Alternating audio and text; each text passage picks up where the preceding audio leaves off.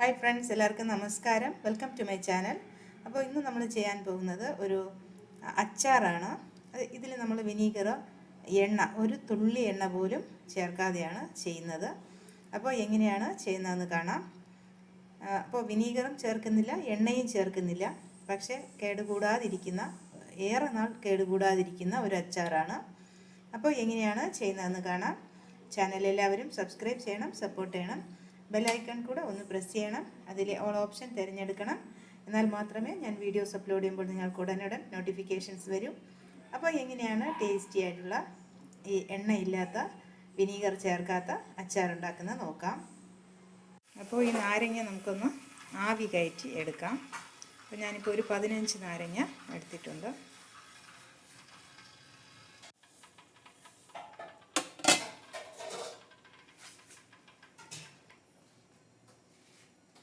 അപ്പോൾ നാരങ്ങ ഒരു 5 to 7 മിനിറ്റ് വരെ നമ്മൾ ആവി കയറ്റിയിട്ട് അതിൻ്റെ തൊലി ഒന്ന് സോഫ്റ്റ് ആകണം. എന്നിട്ട് അത് തണുത്തതിന് ശേഷം ഇപ്പോൾ ഞാൻ മുറിച്ച് എടുത്തു. 4ആയിട്ട് ഇതുപോലെ മുറിച്ചെടുക്കാം.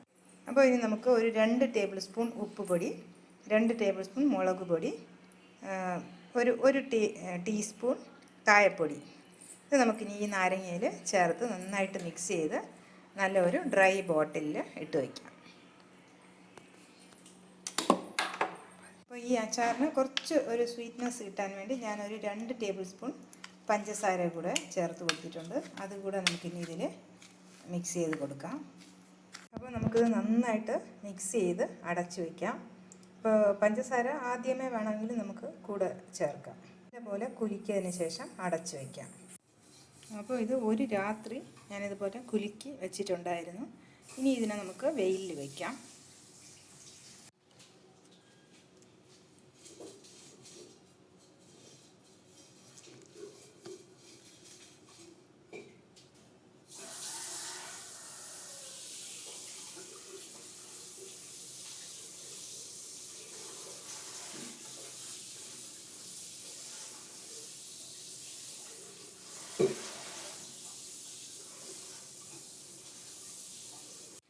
അപ്പോൾ ഒരു വാഴയില കിട്ടുമെങ്കിൽ ഒരു വാഴയിലയിൽ ഇതുപോലെ നിരത്തി വയ്ക്കാം, അല്ലെങ്കിൽ ഒരു പ്ലേറ്റിൽ നമുക്ക് നിരത്തി വയ്ക്കാം.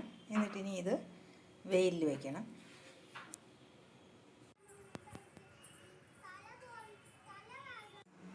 അപ്പോൾ ഒരു ദിവസത്തെ വെയിൽ കാണിച്ചിട്ട് തിരിച്ച് നമ്മൾ അതേ കുപ്പിയിൽ തന്നെ എടുത്ത് വെച്ചു.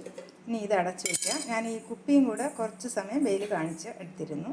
അടുത്ത ദിവസം നമ്മൾ വീണ്ടും വെയിലിൽ വെച്ചു.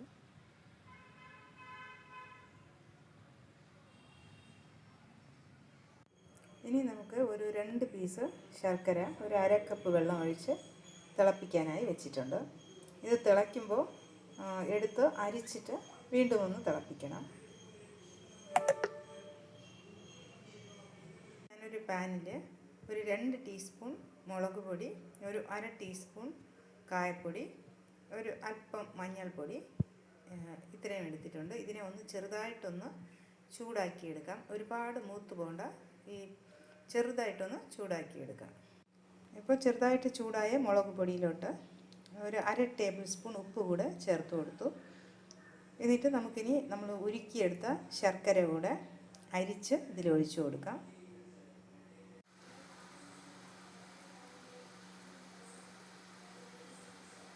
അപ്പോൾ 2 ദിവസം ഉണക്കിയെടുത്ത നാരങ്ങയാണ്. നല്ല വെയിൽ ഉണ്ടായിരുന്നു. അപ്പോൾ ഇതുപോലെ തിളച്ചിട്ടുണ്ട്. ഇനി നമുക്ക് ഉണക്കിയെടുത്ത നാരങ്ങ ചേർത്ത് കൊടുക്കാം. അപ്പോൾ അത് ഞാൻ നന്നായിട്ട് മിക്സ് ചെയ്ത് കൊടുത്തു. ഇപ്പോൾ നമുക്ക് ഉപ്പൊക്കെ ഉണ്ടോ എന്നുള്ളത് ചെക്ക് ചെയ്യാം. വേണമെങ്കിൽ ഇപ്പോൾ നമുക്ക് ഉപ്പ് ചേർത്ത് കൊടുക്കാം. അപ്പോൾ നാരങ്ങ റെഡി ആയിട്ടുണ്ട്. ഇതിന് ഇരിക്കും തോറും നല്ല ടേസ്റ്റ് കൂടി വരും.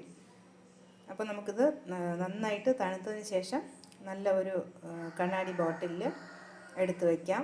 അപ്പോൾ പുറത്ത് തന്നെ ഇത് കേടുകൂടാതിരിക്കും. നമുക്ക് വേണമെന്നുണ്ടെങ്കിൽ ഫ്രിഡ്ജിലും വെക്കാം. അപ്പോൾ വീണ്ടും കാണാം നല്ല റെസിപ്പീസുമായി. Till then bye bye, take care, thank U.